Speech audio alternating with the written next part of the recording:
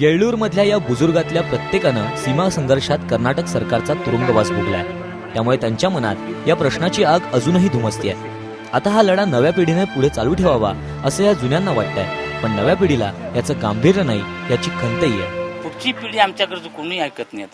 आता ते गेले दिवस, आता कोणी ऐकायला तयार होत नाही। आता ही पिढीच बर्बाद झालेली आहे। फक्त पैसा, जो पैसा देईल त्याचा विजय, दुसऱ्या काय नाही। सगळी मुलं मराठीच आहेत, मराठीच माणसं, पण ते लोक काय कोटीनं पैसा खर्च करायला लागले अलीकडे निवडून येण्यासाठी।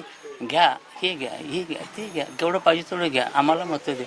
तात्पुरते घेतले, मग यांना लात मारलीच की पुन्हा यांना कोण विचारते तिथं। महाराष्ट्र कर्नाटक सीमावादाची लढाई आता जवळपास चौथ्या पिढीपर्यंत येऊन पोहोचली आहे। पण या चौथ्या पिढीपुढे सीमावादापेक्षा मुख्य समस्या आहे ती रोजगाराची। कर्नाटक सरकारने 86-87 ला सीमा भागातल्या मराठी माध्यमातल्या मुलांसाठी कन्नड सक्तीचं केलं। त्यामुळे 20-22 वर्षांनी का होईना पण इथल्या तरुणांना कन्नड लिहिता वाचता येऊ लागलं। पण याचा फायदा त्यांना कर्नाटक सरकारच्या नोकरीच्या अर्जाचे केवळ फॉर्म भरण्यापुरता, कारण संपूर्ण कन्नड माध्यमात शिकलेल्या तरुणांना कर्नाटक सरकारमध्ये जवळपास 15% नोकऱ्यांचं आरक्षण आहे। बेळगावच्या राणीचंद गावचा सायन्स डिप्लोमा झालेला किरण पवार कर्नाटक सरकारच्या नोकरीसाठी अनेक वर्ष प्रयत्न करतोय, पण गेली 20 वर्ष त्याच्या गावातल्या कुणालाच सरकारी नोकरी मिळालेली नाही। त्यामुळे बेळगाव महाराष्ट्रात जाऊन हा प्रश्न सुटेल यावर त्याचा विश्वासच नाही। महाराष्ट्रामध्ये जाण्याऐवजी इथंच त्यांनी आम्हाला जर काय 25% रिझर्वेशन असते, काय असते ते दिलं तर आम्हाला फार उपयोगी होईल। कारण महाराष्ट्राचंच ते विदर्भ, नागपूर त्यांनाच सांभाळायला होईना, आणि आता आम्हाला घेऊन महाराष्ट्रात काय सांभाळणार आहे। सीमा संघर्षाला जरी दैदिप्यमान इतिहास असला तरी तरुणांपुढे आता आव्हान आहे ते वर्तमानाचं।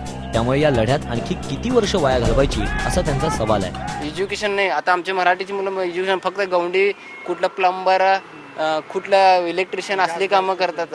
आता इथं बघितलं तर सगळे, आता बेळगावमध्ये ॲक्च्युली 6 लाख लोकसंख्या आहे। बेळगावचं कोण पण ऑफिसर नाही तर जिल्हा, इथं विचारा हावेरी कुठले बाहेरचे ऑफिसर असतात, इथं बेळगावचं कोण असतच नाही। कारण ह्या लोकांना माहीतच नाही इथं जॉब मिळतात म्हणून मराठी लोकांना।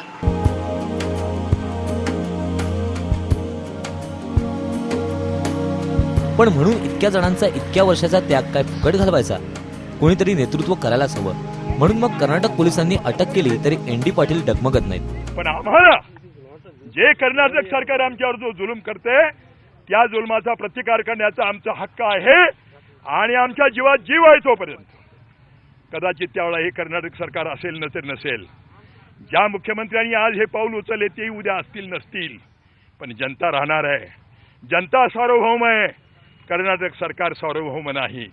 सार्वभौम आहे ती महाराष्ट्र देशातली जनता, आणि ही जनता जोपर्यंत लढण्याच्या तयारीत आहे तोपर्यंत तिचा आवाज दडपून टाकता येत नाही। बेळगाव केंद्रशासित करायचं की महाजन आयोग लागू करायचा, की सीमा भागातल्या जनतेचं सार्वमत घ्यायचं, नेमकं काय करायला हवं इतकी वर्ष होऊन गेल्यानंतर? एका सीमा प्रश्नानं आज हजारो समस्या निर्माण झाल्यात। या समस्यांचा सामना करताना सीमावासीय मेटाकुटीला आलेत। कुणाकडूनही आता त्यांना अपेक्षा नाही। कर्नाटक सरकार यांना जुमानतच नाही, आणि यांची मतं महाराष्ट्रात नसल्यामुळे महाराष्ट्राच्या ते फायद्याचे नाही। आई जेऊ घालीना आणि बाप भीक मागू देईना अशा बिकट अवस्थेत असलेलं काठावरचं त्यांचं हे जगणं दिवसेंदिवस उमेद हरवत चाललंय। Barrister नाथपै, SM Joshi, Acharya Atre, comrade Dange, Prabodhankar Thackeray, सेनापती बापट, मधु दंडवते, बाबूराव ठाकूर, बाळासाहेब ठाकरे अशा सगळ्या माणसांच्या प्रयत्नांची पराकाष्ठा, शेकडोंचं हौतात्म्य, हजारोंचा तुरुंगवास, मागण्या, मोर्चे, निवेदने, आंदोलने असा सगळा स्वातंत्र्यानंतरच्या स्वातंत्र्यासाठीचा तब्बल 52 वर्षाचा लढा। आणखी किती वर्ष सुरू राहणार हा संघर्ष? बेळगावची आग अजून किती वर्ष धुमसत राहणार? की हा सगळा लढा काळाच्या पडद्याआड जाणार? प्रश्न अजूनही अनुत्तरित आहे।